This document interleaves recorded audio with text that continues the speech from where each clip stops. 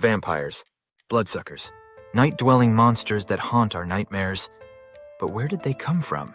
Were they always the creatures of the night we know today? Or is there something darker and much older at play? Today, we're diving deep into the origins of these iconic creatures and uncovering why they've been lurking in our myths for centuries. Let's go way back to ancient times. Long before Twilight or True Blood, vampires were born out of something far darker than fiction. In ancient civilizations like Egypt and Mesopotamia, creatures that drained life from the living were already feared. But it wasn't until the 18th century in Eastern Europe that things started to get real creepy. Picture this, a small village struck by the plague. People are dying, and strange things are happening to the bodies of the dead. Bodies that seem unnaturally preserved, with blood at their lips.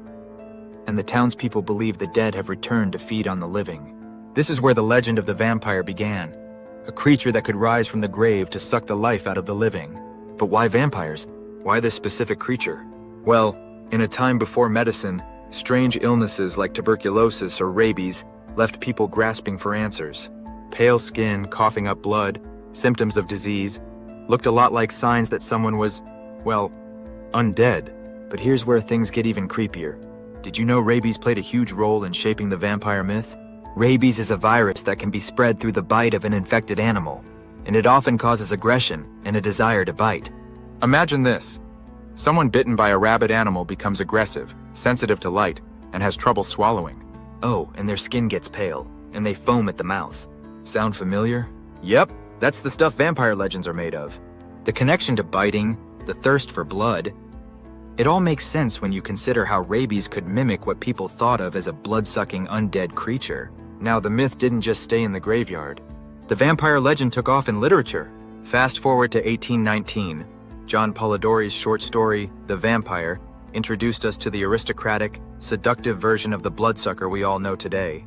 But it wasn't until Bram Stoker's 1897 Dracula that we got the iconic image of Count Dracula. Charming, terrifying, and always thirsty.